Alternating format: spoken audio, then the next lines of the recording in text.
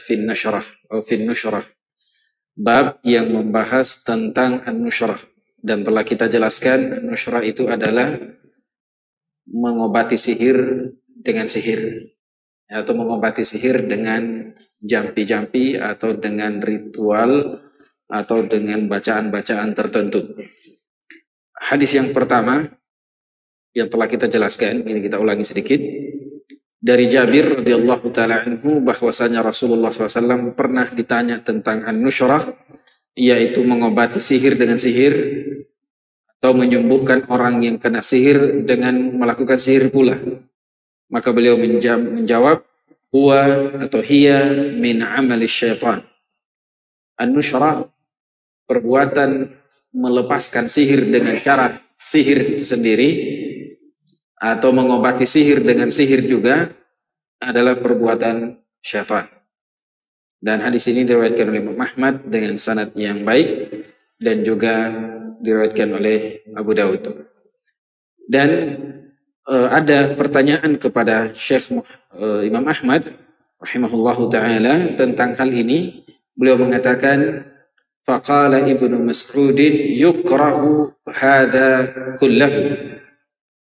Imam Ahmad pernah ditanya tentang bagaimana hukum mengobati sihir dengan sihir, atau menghilangkan pengaruh sihir dari sihir.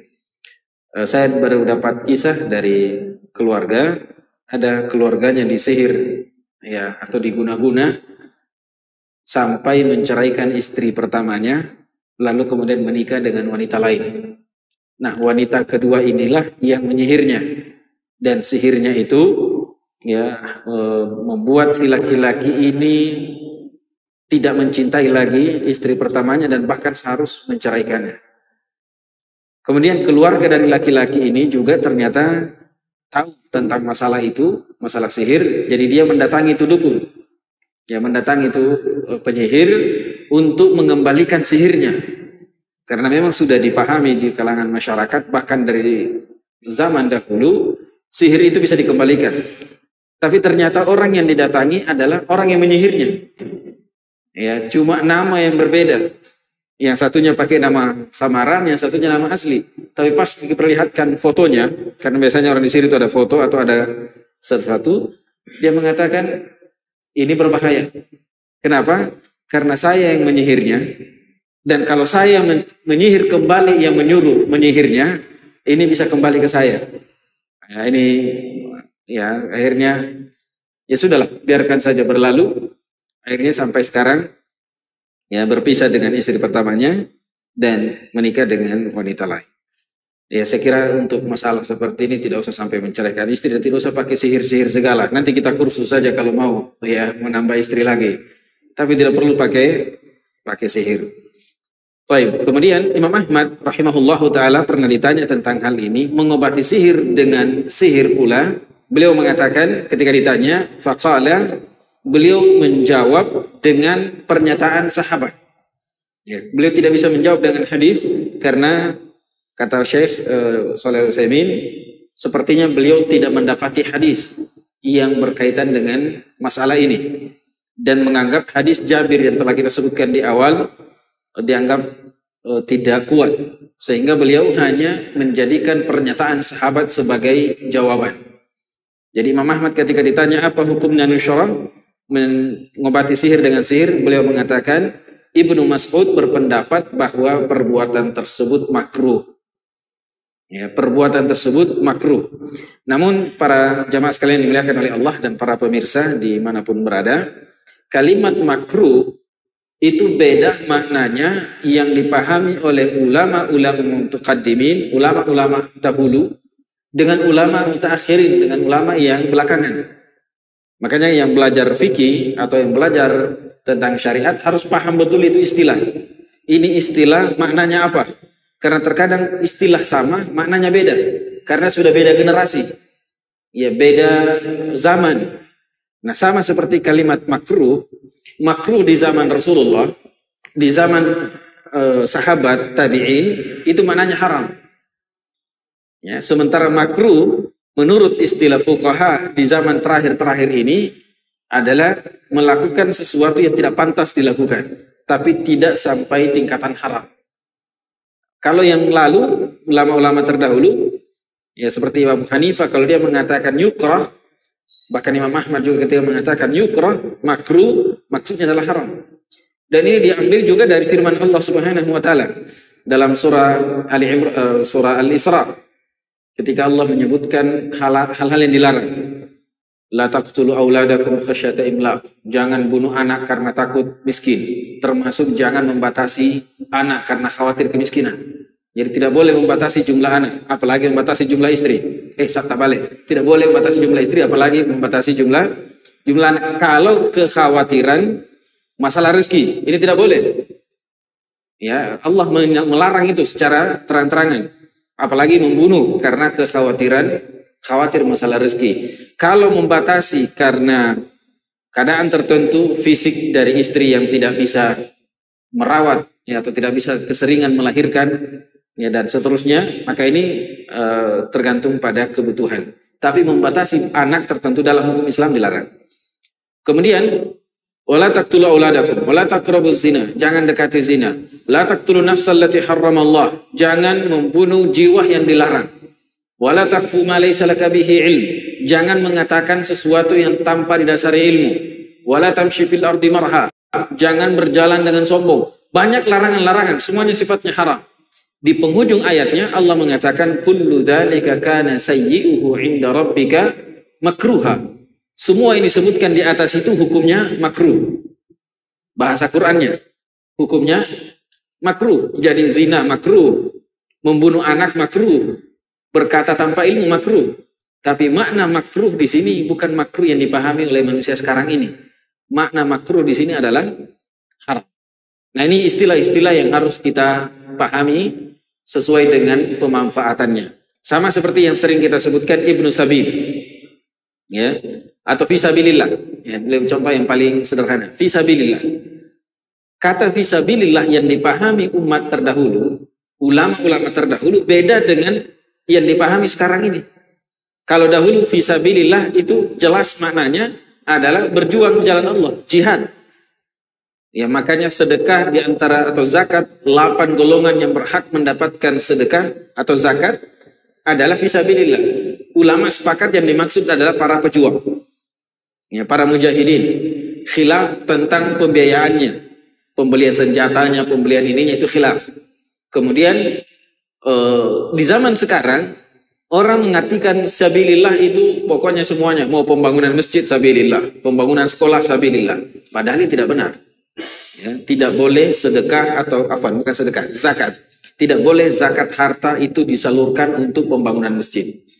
Tidak boleh untuk pembangunan sekolah. Kalau sedekah boleh, ya, hibah silakan. Tapi zakat harta itu sudah jelas. Ayat 60 dari surah At-Taubah, jelas peruntukannya. Baik, kembali ke ayat atau pembahasan kita. Jadi Imam Ahmad ketika ditanya apa hukum menyembuhkan sihir dengan sihir, beliau mengatakan Ibnu Mas'ud berpendapat kalau itu adalah makruh. Dan telah kita jelaskan makna makruh pada masa itu adalah maksudnya haram. Baik, ini hadis yang kedua. Yang selanjutnya, wa fil Bukhari, dalam hadis Bukhari dari Qatadah, qultu li Ibnul Musayyib atau Ibnul Musayyab. Ada dua cara bacanya walaupun Musayyib lebih terkenal. Qultu li Ibnul Musayyib atau Ibnul Musayyab, rajulun bihi tibbun, seseorang yang kena sihir. Au yu'khadhu an imra'atihi, atau seseorang dipisahkan dari pasangannya, dari istrinya karena guna-guna atau karena pengaruh sihir. Ayuhallu anhu au yunshar, apakah boleh disembuhkan dengan cara sihir juga?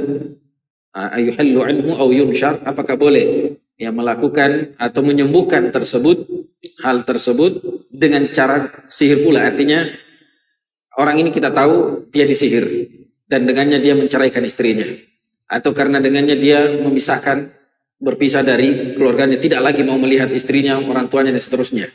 Apakah boleh mendatangkan orang yang memiliki kemampuan menghilangkan sihir dengan sihirnya juga? Ya, dengan sihir, bukan dengan ruqyah. Dengan sihir, maka kata Ibnul Musayyib, la ba'sa bihi. Tidak apa-apa. Innama yuriduna bihil islah. Karena yang dimaksudkan dari perbuatan ini adalah untuk memperbaiki. Nah, kemudian beliau mengatakan fa amma ma yanfa', adapun yang bermanfaat maka boleh, falam yunha anhu. Ini tidak dilarang. Nah, Syekh Shalih Al-Utsaimin menjelaskan tentang hal ini. Yang dimaksudkan oleh Ibnul Musayyib adalah sihir yang bermanfaat. Artinya bukan sihir yang mencelakai. Ya, karena sihir ternyata sihir itu kan sesuatu yang menyelisihi al-adah, kharij anil adah. Pendapat Ibnul Musayyib, beliau mengatakan hal ini tidak mengapa kalau itu untuk memperbaiki hubungan. Namun Syekh Shalih Al-Utsaimin mengatakan, baik itu Ibnul Musayyib atau siapapun yang mengatakan, itu harus dilihat pernyataannya dengan hadis. Harus dilihat dan dipertimbangkan pernyataan tersebut dengan ayat-ayat Al-Quran dan dengan hadis-hadis Rasulullah Sallallahu Alaihi Wasallam. Sebagaimana perkataan Imam Malik rahimahullahu ta'ala ketika ditanya atau ketika beliau berkhutbah di Masjid Nabawi, beliau mengatakan kullu kalamin yu'khadhu wa yurad. Semua pernyataan itu bisa diterima, bisa juga ditolak. Illa sahibu hadha al-qabr. Kecuali penghuni kuburan ini, sambil menunjuk ke kuburan Rasulullah Sallallahu Alaihi Wasallam. Jadi beliau menyimpulkan bahwasanya pernyataan Ibnu Musayyib ini perlu dilihat dari beberapa sisi. Apakah yang dimaksud dengan yunshar di sini nusyar, karena bukan kata sihir sebenarnya. Ayuhallu anhu au yunshar. Walaupun makna nusyarah sudah kita jelaskan, maka jika yang dilakukan hanyalah membatasi atau memutuskan pengaruh sihir dari orang yang menyihir seseorang tersebut tanpa menambah sihir yang baru, ya, artinya kan orang sihir itu kan mengirim jin, artinya yang masuk ke dalam jasadnya itu jin. Dia hanya mengeluarkan jin tersebut dan tidak menambah jin yang lain. Ya, karena kan biasa beberapa praktek itu dia mengusir jin, katanya jin jahat dari dalam diri seseorang, tapi dengan jin juga, dan jin itu yang menggantikan posisinya dengan pernyataan dia jinnya baik. Ini tidak boleh. Yang kedua yang dibolehkan menurut Ibnu Musayyib adalah memang sekedar menghilangkan dan tidak mempengaruhi orang itu lagi sampai harus berbuat hal-hal yang lain. Inilah yang dianggap oleh Ibnu Musayyib boleh. Namun sekali lagi, ya, pernyataan Syekh Shalih Al-Utsaimin dan yang lainnya, pernyataan Ibnu Musayyib ini harus kita lihat dengan hadis-hadis yang ada. Sementara hadis sebelumnya telah dijelaskan bahwa perbuatan mengobati sihir dengan sihir adalah merupakan perbuatan syaitan. Imma Ibnu Musayyib belum mendapati hadis ini, atau bisa saja ya apa yang dipahami oleh beliau tidak seperti yang kita pahami, bukan dengan sihir tapi maksudnya dengan bacaan, ya, dengan ruqyah. Maka kalau itu yang dimaksud, maka tetap ya dibolehkan. Sebagian riwayat juga disebutkan Rasulullah SAW mengatakan, perlihatkan kepada saya bacaan dan mantra-mantra kalian, bacaan yang kalian baca, coba baca dan perlihatkan kepada saya. Semua bacaan yang tidak menyelisihi syariat maka silahkan. Nah, ini seolah-olah memang membolehkan. Jadi sihir itu ruqyah itu sebaiknya dengan Al-Quran dan hadis, tapi bisa dengan kata-kata. Ya, meruqyah itu bisa dengan doa dan kata-kata yang baik, atau bahkan memberikan arahan atau wejangan kepada jin yang ada di dalam tubuh seseorang, lalu kemudian mempersilahkannya pergi. Jadi sebenarnya yang meruqyah itu tidak mesti dengan bacaan Quran, walaupun dianjurkan dengan Al-Quran, karena inilah yang paling ampuh. Dianjurkan ditambah dengan hadis, ya, kemudian doa, bahkan bisa dengan baca kalimat-kalimat saja, mengingatkan dia tentang bahaya api neraka, tentang bagaimana dosa orang yang menzalimi dan seterusnya. Dan bahkan ya, meruqyah itu kan tergantung keimanannya meruqyah. Kalau semakin tinggi keimanan orang yang meruqyah, bahkan tidak perlu baca-baca. Ya, seperti kisah dari Imam Ahmad bin Hanbal. Ada orang kesurupan, lalu kemudian didatangi Imam Ahmad, wahai Imam, di sana ada orang yang kesurupan. Imam Ahmad lagi sibuk, lagi bawakan taklim. Ini bawa sandal saya ke sana. Ya, sandalnya dibawakan. Baru sampai sandalnya, jinnya sudah kabur. Ya, karena takut sama sandalnya. Ya, takut dengan apa yang dibawa. Jadi sandalnya tidak perlu orangnya, tidak perlu dibacakan dan seterusnya. Karena kekuatan. Tapi setelah Imam Ahmad meninggal, ya, dikisahkan setelah Imam Ahmad meninggal, ternyata jin yang tadi itu masuk lagi ke tubuh seseorang. Diambil sandalnya Imam Ahmad. Dia bilang tidak mau dia keluar. Saya takut bukan sandalnya. Saya takut kepada orang yang takut kepada Allah. Jadi sebenarnya meruqyah itu kalau imannya lemah-lemah jangan meruqyah, ya. Khawatir nanti kita yang diruqyah ulang, ya. Baik. Tapi sebenarnya dalam hal ini kita harus yakin kita itu lebih kuat daripada jin. Kita itu lebih kuat daripada makhluk yang lainnya. Ya, dengan kekuatan zikir dan tawakal kita kepada Allah Subhanahu wa taala, insyaallah bisa membentengi kita dari pengaruh sihir.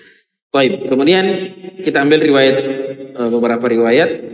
Ada ya satu lagi baru kita masuk ke bab yang baru, bab terakhir dari kitab jilid pertama.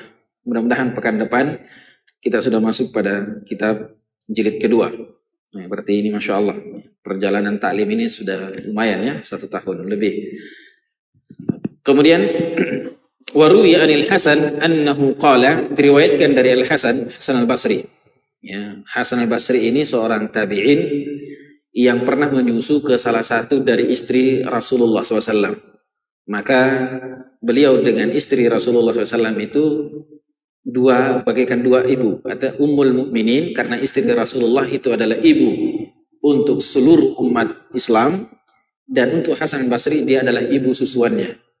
Jadi Hasan Al-Basri ini pernah menyusu dari salah satu istri Nabi, dan istri-istri Nabi itu tidak boleh ya dinikahi oleh siapapun setelah Rasulullah SAW meninggal. Makanya satu-satunya perintah atau larangan dalam Al-Quran yang belum pernah dilanggar dan tidak akan pernah dilanggar. Ya, satu-satunya larangan dalam Al-Quran, atau mungkin boleh kalau tidak bisa dikatakan satu-satunya, salah satunya atau yang paling sedikit adalah larangan menikahi istri Rasulullah setelah beliau meninggal. Karena umumnya yang akan menjadi pasangan kita di akhirat nanti itulah pasangan kita terakhir di dunia. Makanya istri-istri Nabi ini tidak boleh, mau yang muda yang sudah tua, tidak boleh menikah lagi setelah Rasulullah SAW meninggal. Karena mereka akan menjadi istri Rasulullah kembali di akhirat. Maka para wanita, jika ada di antaranya yang memang memiliki cinta yang Masya Allah, ya itu tidak ingin menikah lagi dengan seseorang setelah meninggalnya suaminya, karena berharap suaminya itu menjadi suaminya juga di surga. Kalau kita laki-laki tidak usah khawatir, ya, kan bisa lebih dari satu, jadi tidak ada masalah, ya, tambah karena kalau seandainya ada yang lebih dahulu, ya, dan tidak menikah dan ditakdirkan bisa menjadi istri lagi, ya bisa saja, ya, dan tidak ada istilah dia yang terakhir, ya, bahkan semua insya Allah, ya, semua umat Islam yang masuk surga minimal dapat 2 istri. Ya, maka ciri khas penghuni surga itu 2 istrinya. Baik, kemudian kita lanjutkan. Al Hasan Al Basri, ya, sedikit tentang Hasan Al Basri ini adalah seorang tabi'in yang memiliki keilmuan yang sangat tinggi, yang ucapannya itu sampai-sampai para sahabat tabi'in yang mengatakan ucapannya itu terkadang susah dibedakan. Ini ucapannya dia atau hadis. Saking miripnya pernyataan-pernyataan beliau itu seolah-olah mirip hadis. Makanya disebutkan kalamuhu ka'annahu kharaja min mishkatin nubuwah. Pernyataan-pernyataan Hasan Basri itu seolah-olah keluar dari mulut seorang nabi. Ya, padahal tidak ada nabi setelah Rasulullah SAW. Kenapa? Kalimat-kalimatnya itu memiliki makna yang sangat mendalam dan seolah-olah itu adalah hadis. Contoh misalnya yang kalimat yang masyhur dari beliau. Ya bena Adam. Wahai anak cucu Adam. Itu kan kalau panggilan begitu seolah-olah hadis, ya.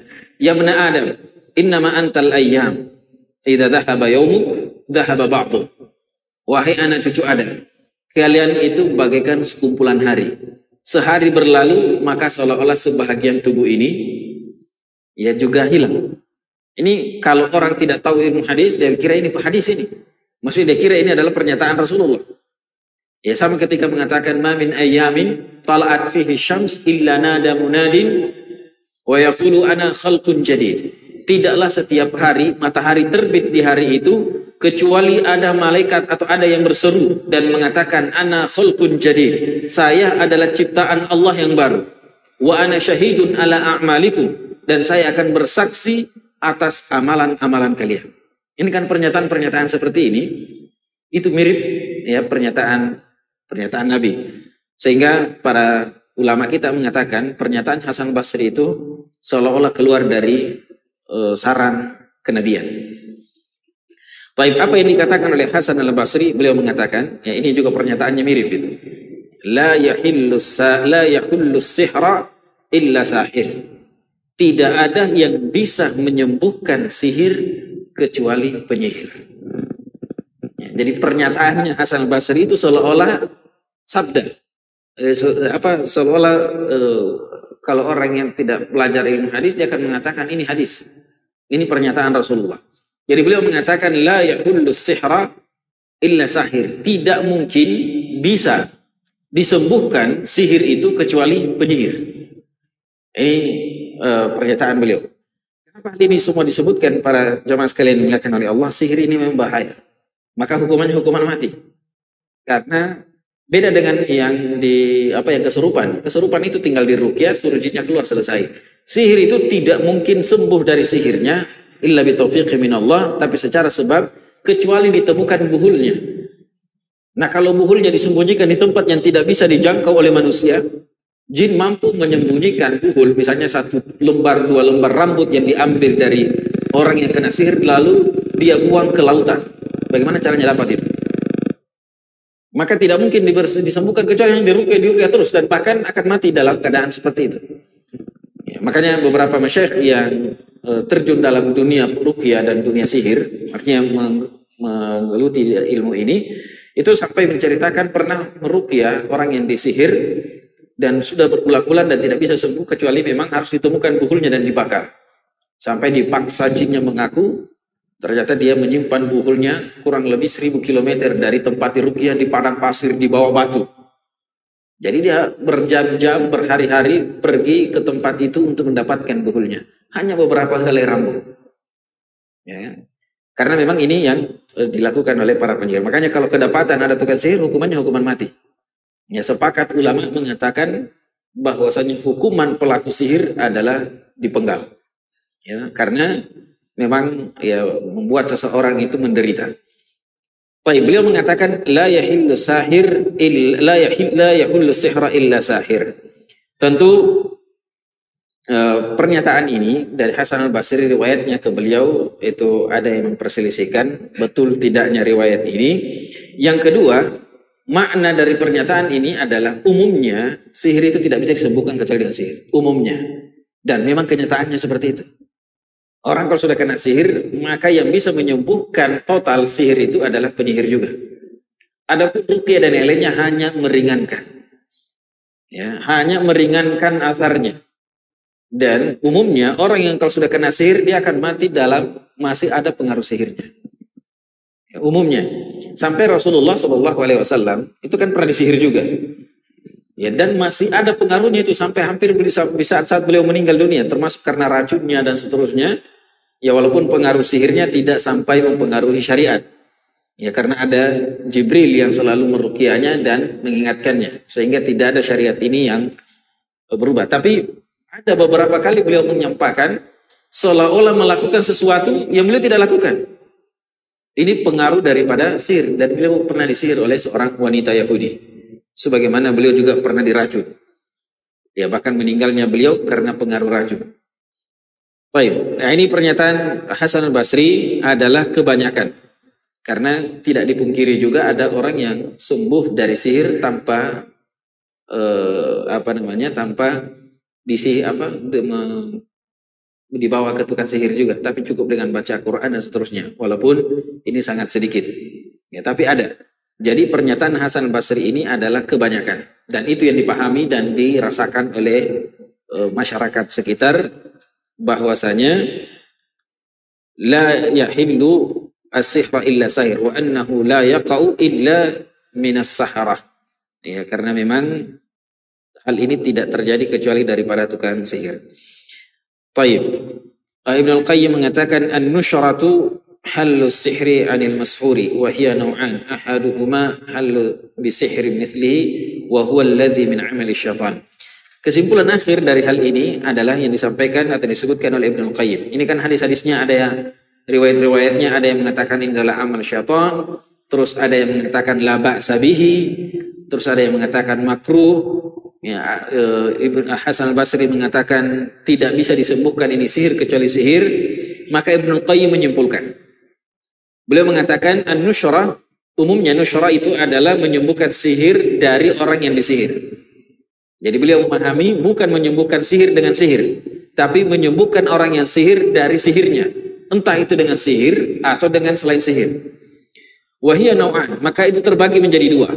Ahaduhuma, yang pertama adalah halun bisihrin mislihi, mengobati orang yang disihir dengan cara sihir yang serupa.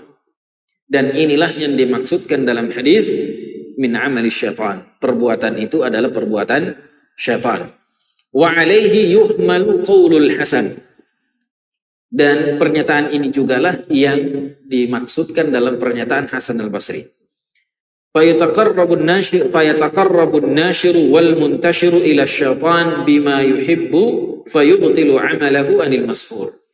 Olehnya yang melakukan hal ini, yang disihir dan yang menyihir untuk menyembuhkan sama-sama mendekatkan diri kepada syaitan agar supaya ikatan sihir itu terlepas.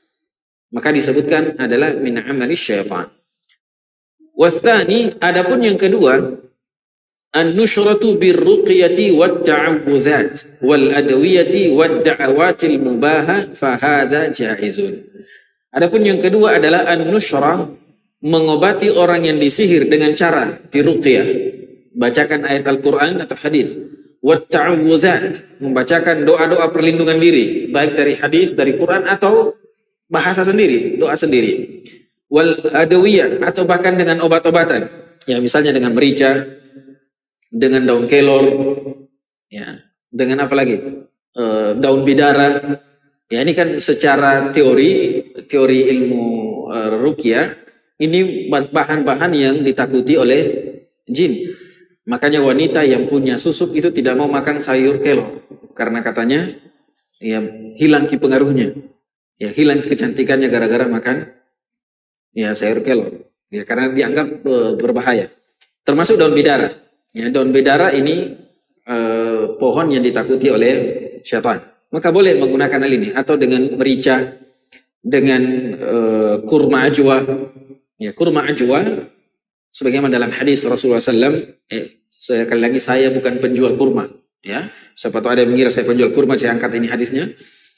Rasulullah SAW mengatakan man tasabba'a atau man tasabbaha bi sab'i tamaratin ajwa, siapa yang di pagi hari memakan kurma ajwa 7 butir, lam yadurruhu dzalikal yawm sabmun wala sihrun, maka hari itu dia tidak akan kena sihir dan tidak akan teracuni. Jadi kurma ajwa itu adalah penawar racun dan penangkal sihir. Nah, ini termasuk di antara obat-obatan, habbatus sauda. Ya, tapi cara makannya tentu harus melihat ya cara yang benar juga, karena kapan salah bisa berbahaya. Baik, jadi pendapat Ibnu Qayyim Al-Jauziyah, mengobati orang yang disihir itu ada dua. Satu, termasuk perbuatan syaitan, yaitu apabila dengan sihir. Yang kedua, apabila dengan ruqyah atau dengan ta'awudzat, perlindungan diri, wal adwiyah, dan juga dengan obat-obatan yang secara syar'i dibolehkan, wad da'awatil mubahah, bahkan dengan pernyataan dan doa-doa yang mubah. Ya, dengan doa-doa, apa istilahnya itu, dari dirinya sendiri, bukan dari Al-Quran dan bukan dari Sunnah. Cuma ada biasa pertanyaan, dan apa mungkin saya angkat, bagaimana dengan yang biasa muncul di TV itu, ada orang ruqyah dibaca doa dengan doanya sendiri, tidak ada dalam Al-Quran, lalu terakhirnya baca kun fayakun, langsung sembuh. Hebat juga itu. Wallahu ta'ala alam, kalau dari segi bacaan tidak ada masalah. Ya, orang diruqyah dengan bacaan Qur'annya, dengan hadisnya, dengan doanya, dengan ininya, cuma perlu dilihat saja. Ya, apa makna dari setiap katanya? Apa makna dari kun fayakunnya? Apakah itu maksudnya dia atau itu adalah kalimat Allah? Nah, ini yang harus diperjelas dan kita tidak boleh memvonis seseorang tanpa bertanya secara langsung atau secara jelas kepada yang bersangkutan. Tapi umumnya ruqyah, bacaan Al-Quran, bacaan hadis, ta'awudzat, kalimat-kalimat yang baik, itu boleh. Dan bisa dijadikan sebagai obat untuk seseorang yang kena sihir atau kesurupan. Baik, ini bab An-Nushrah telah selesai sampai di pembahasan ini. Kita masuk pada pembahasan yang terakhir dalam kitab jilid ini. Dan pembahasan yang terakhir ini sebenarnya sudah pernah disinggung dalam beberapa hadis sebelumnya, yaitu babun ma ja'a fit tatayyur, bab yang membahas tentang at-tatayyur. Dulu sudah pernah kita bahas tentang at-tiyarah. Ini sama pembahasannya, tapi tidak apa-apa kita kembali mengulangi karena ini bab baru, bab khusus, dan ada beberapa hadis yang sebelumnya belum kita sebutkan. Taib, at-tatayyur atau at-tiyarah adalah menganggap sial sesuatu, baik itu dengan melihat, mendengar, atau dengan benda tertentu. Ya, menganggap sial angka nomor tertentu, dapat antrian 42 misalnya, atau dapat kamar 42, dia akan mengatakan hari kita akan sial. Ya, dan pernah saya ceritakan di sini ketika pembahasan ini, waktu kami ke Dewan Syariah sebelum Corona, perjalanan Dewan Syariah ke beberapa daerah, nginap di beberapa hotel, ya, di nginap hotel, kami heran karena tiba-tiba tidak ada kamar itu. Kita sudah cari 41, 42, 44, tidak ada 43. Ya, ternyata angka itu angka disialkan. Ya, begitu pula dengan nomor tertentu, ya, ada disebut sebagai angka sial. Atau mendengarkan sesuatu. Ya, saya kira ini sudah pernah juga kita jelaskan. Mendengarkan suara burung gagak misalnya, atau burung hantu, atau ada sesuatu yang singgah di atap rumah dari binatang tertentu, langsung mengatakan ini petanda sial. Semua ini masuk dalam kategori tatayyur. Jadi tatayyur itu secara umum adalah menganggap sial dengan sesuatu yang dilihat atau yang didengar atau dengan sesuatu yang diketahui, maklum, entah itu benda, angka, bulan, hari, dan semisalnya. Contoh misalnya, masmu' man hamma bi amrin fasami ahadan yaqulu li akhar. Di antara contoh mengatakan sial dari sesuatu yang didengar adalah ketika dia mau melakukan sesuatu, tiba-tiba ada yang mengatakan, ada yang lewat anak-anak teriak, mengucapkan kalimat-kalimat tertentu. Ya, misalnya rugi, rugi, rugi. Padahal anak-anak aja main-main. Ya, lewat tadi mau pergi berdagang, tiba-tiba ada anak-anak main-main, tapi yang diucapkan adalah rugi, rugi, rugi. Langsung dia bilang, "Ai, rugi sih hari ini." Ya. Ini namanya menganggap sial dengan sesuatu yang didengar atau dengan sesuatu yang dilihat. Ya, seperti tadi, dia mau keluar rumah, tiba-tiba burung gagak terbang ke arah kiri, ya, atau ke arah kanan. Dia mengatakan kalau arah kiri berarti sial untuk keluar hari ini.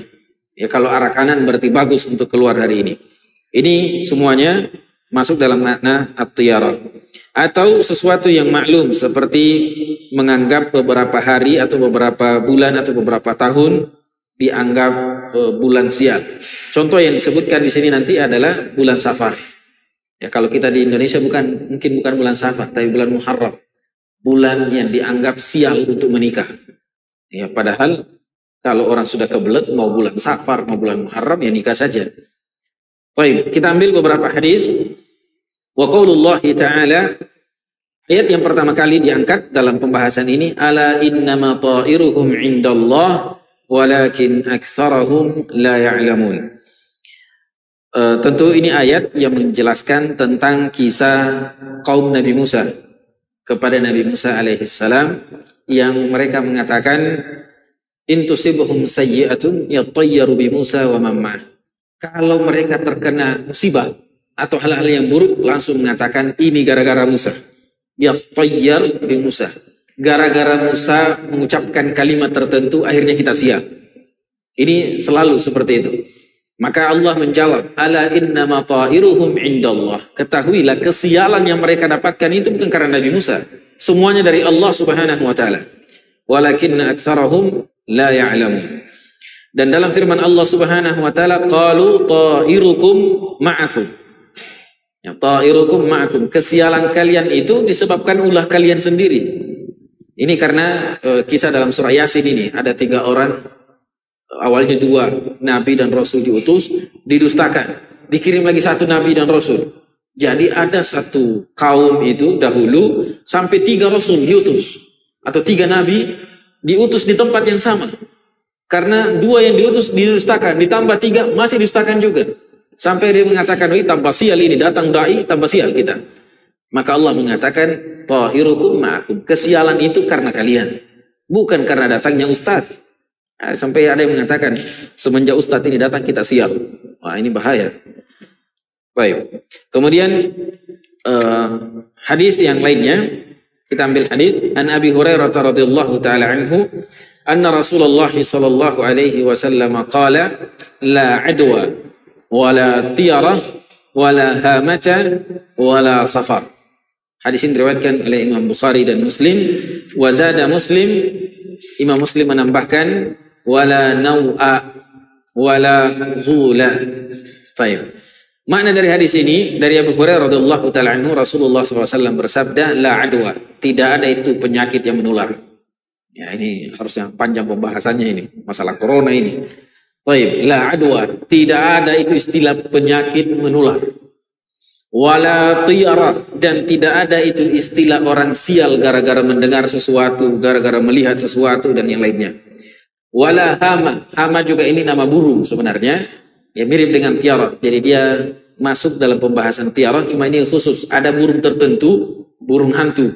Ya misalnya kapan dilihat di siang hari atau di malam hari pada keadaan tertentu berarti itu menandakan kesialan. Ini Rasulullah SAW mengatakan tidak ada.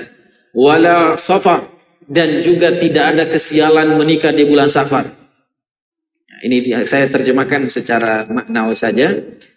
Ini hadis diriwayatkan Imam Bukhari dan Muslim. Dalam riwayat Muslim ada tambahan wala nau'a, dan tidak ada nasib baik atau nasib buruk tergantung dengan manazilul qamar atau manazilun nujum, karena zodiak atau apalah namanya itu, bintang-bintang.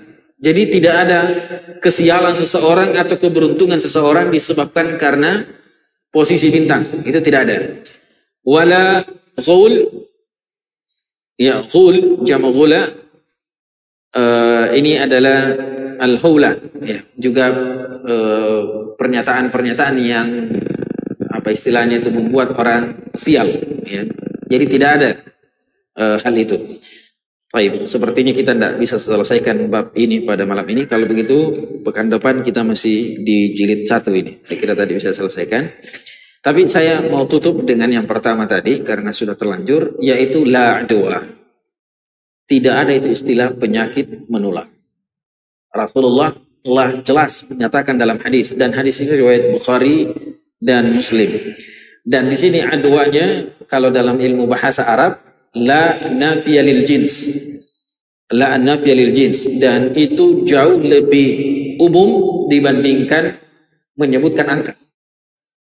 Ya, karena kalau dia la nafiya lil jins berarti semuanya. Pokoknya penyakit apapun namanya tidak ada istilah menular. Ya, mau itu terlihat tidak terlihat, ya virus atau bukan virus, ini masuk dalam hadis ini. La adwa, tidak ada itu istilah penyakit menular. Baik, apa makna dari hadis ini?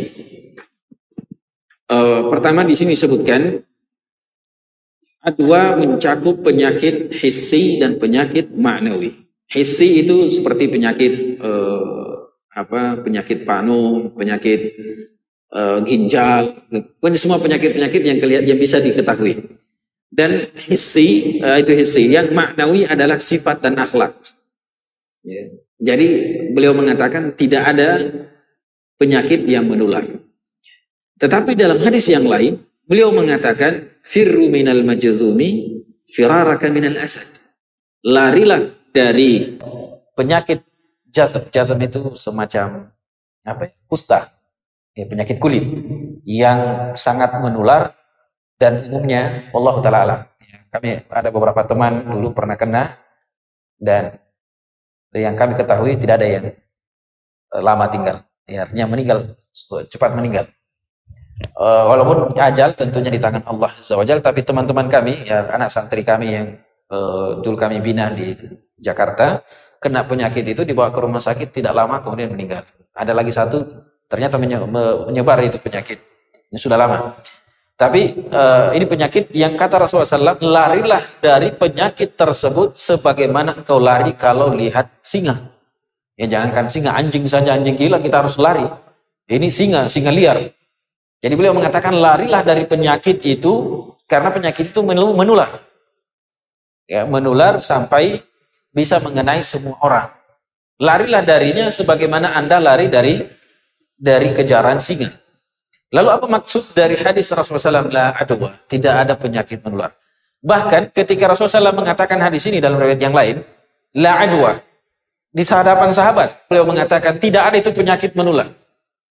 Lalu kemudian Rasulullah SAW, ada seorang sahabat mengatakan, ya Rasulullah, bagaimana paling itu dengan istilah ada mutmin dan musih? Ada itu penyakit onta. Kalau dia kena penyakit, kapan ada onta lain yang mendekat, maka akan pindah ke penyakit itu. Ya, dan itu sudah diketahui oleh orang Arab. Rasulullah SAW sudah tahu juga. Jadi ketika beliau mengatakan, tidak ada itu penyakit menular, maka ada sahabat yang mengatakan, ya Rasulullah bagaimana dengan penyakit onta? Yang penyakitnya berpindah dari onta satu ke onta yang lain.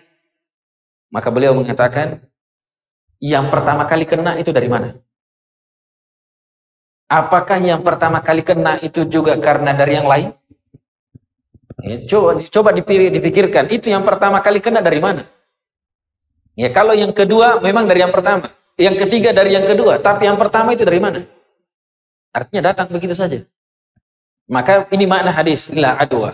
Jadi penyakit itu sumbernya ya tidak ada menular awalnya. Tapi kalau sudah ada yang kena bisa saja menular. Nah, jadi awalnya itu tidak ada, dia bisa saja suatu penyakit yang Allah turunkan kepada seseorang, dan ada juga hadis memang dan disunnahkan itu kalau kita punya bejana harus ditutup kalau di malam hari. Kalau tidak ada penutup minimal ada batang kayu yang diletakkan di atasnya. Dan ini ada hadisnya. Karena kenapa beliau mengatakan ada satu malam dalam setiap tahun itu penyakit itu turun dan tidak ada bejana yang terbuka kecuali masuk ke dalamnya. Dan kita tidak tahu kapan malam itu. Maka beliau mengatakan tutuplah semua bejana di malam hari. Karena ada penyakitnya akan turun. Tapi saya singkat saja. Jadi makna la adwa, tidak ada penyakit yang menular, maksudnya tidak ada penyakit yang menular kecuali atas izin Allah. Bukan penyakit itu sendiri. Dan buktinya ada orang bersama dengan orang yang kena penyakit dan tidak tertular. Tapi ada juga orang ya, jaraknya jauh bisa kena tular. Ya, saya anggap contoh lah salah satu dari saya sendiri. 1 Januari 2021 saya divonis COVID. Tapi khawatir, insya Allah sudah sembuh. Ya, di tanggal 1 Januari, ya, Pak saya ingat sekali itu 1 Januari saya di-COVID-kan atau divonis COVID lah. Saya tidak tahu di-COVID-kan atau di-COVID. Sebelumnya saya, mohon maaf saya sampaikan ini. Saya berada di istri kedua. 2 hari saya di situ dirawat sama istri karena sebagian orang mengatakan periksa saja karena dikhawatirkan ini COVID. Saya pergi periksa ternyata hasilnya positif. Iya COVID. Saya pindah ke istri pertama. Ya itu kalau 2 istri. Kemudian 2 hari juga di situ. Pindah lagi ke ini dan susah untuk mengatakan jaga jarak. Ya susah itu. Ya apalagi anak-anak susah. Ini bukan lagi jaga jarak. Ya. Bisa bertindih malah. Setelah sekian hari, karena khawatir ini memang penyakit menular, periksa semua. Tidak ada yang positif, cuma sendiri saya. Itu artinya, ya bisa saja. Tapi ada orang sudah pakai masker, sudah tidak tahu kapan kenanya, tiba-tiba kena penyakit. Jadi intinya sebenarnya, penyakit itu la adwa. Tidak ada yang menular kecuali atas izin Allah. Sekuat apapun kita menjaga, tetap harus ambil sebab. Ya, kita harus tetap menjalankan sebab yang dianjurkan, tapi jika Allah yang menghendaki pasti kena. Dan jika kita berusaha dengan semaksimal mungkin dan masih tetap kena, setidaknya kita sudah menjalankan sebabnya. Dan ada mungkin orang yang mengatakan ini tidak prokes, tidak, tapi tidak kena-kena juga. Ya, itu fadlullah yu'tihi man yasha. Kayak orang gila yang hidup di jalanan itu tidak pernah prokes dan sehat terus. Ya. Tapi bukan berarti kita tidak jaga kebersihan. Ala kulli, mudah-mudahan bisa dipahami dengan baik bahwasanya penyakit itu tidak menular kecuali atas izin Allah, dan bisa saja kena orang dan bisa juga tidak. Yang intinya ambil semua sebab, tapi secara pribadi kalau kita sudah yakini tidak ada penyakit yang menular kecuali atas izin Allah, maka jangan jadikan itu sebagai halangan menjalankan syariat. Ya, tetap harus jalankan syariat sebagaimana yang diinginkan oleh Rasulullah. Ya, walaupun ya kita yakin dengan segala sebab insya Allah bisa terhindar, dan jika Allah menghendaki maka kita susah untuk terhindar. Semoga Allah Subhanahu wa taala segera mengangkat penyakit yang mewabah dan melanda kita semua ini. Amin ya rabbal alamin. Subhanakallah bihamdik, asyhadu an la ilaha illa anta, astaghfiruka wa atubu ilaik. Wa akhiru da'wana alhamdulillahi rabbil alamin. Wassalamualaikum warahmatullahi wabarakatuh.